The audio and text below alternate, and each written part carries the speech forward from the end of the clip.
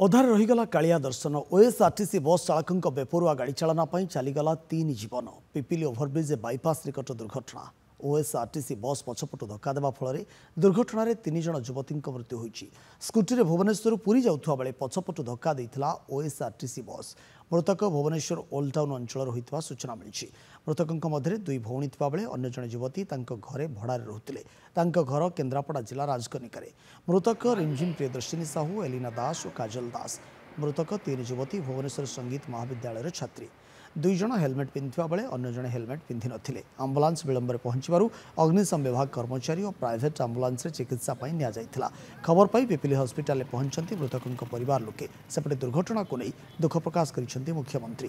मृतकों शोक संतप्त परिवार वर्गों प्रति समवेदना जणाइबा सह प्रति मृतकों निकटतम आत्मीयों पई मुख्यमंत्री रिलीफ पांठिरु 4 लाख टंका लेखाएं अनुकंपामूलक सहायता घोषणा करिसेंती।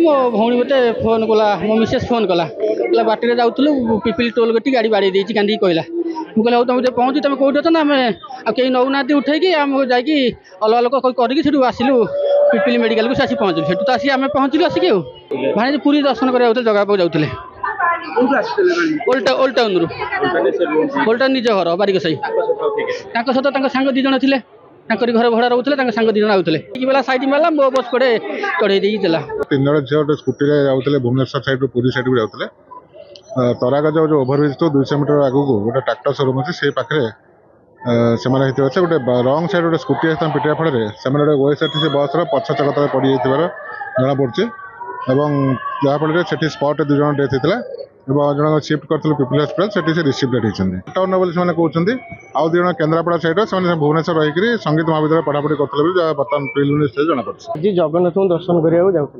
जगन्नाथ दर्शन करवा बेले कौन दुर्घटना मत बस टी चढ़े चढ़ेवा फल 3 जन मृत्युवरण कर पुलिस आमको धमक चमक दौरान कई आज्ञा आसिया देखा ना स्थानीय प्रशासन आसियार ना कि ना गाड़ी ना केस ना कि ना एफआईआर आज्ञा करूना कहते आम आम्बुलांस कर दौ आप बॉडी नहीं जातु से आज्ञा ठीक कथा मानविकता गोटे पुलिस मानविकता थोड़ा दरकार सेतक ना आमको आज्ञा क्षतिपूरण दि जाऊ ता सहित दोषी को कठोर दंड दि जाऊ जी बस चलाऊे जी बाड़े जी दुर्घटना कर दंड दि जाऊ आमर यहाँ दाबी।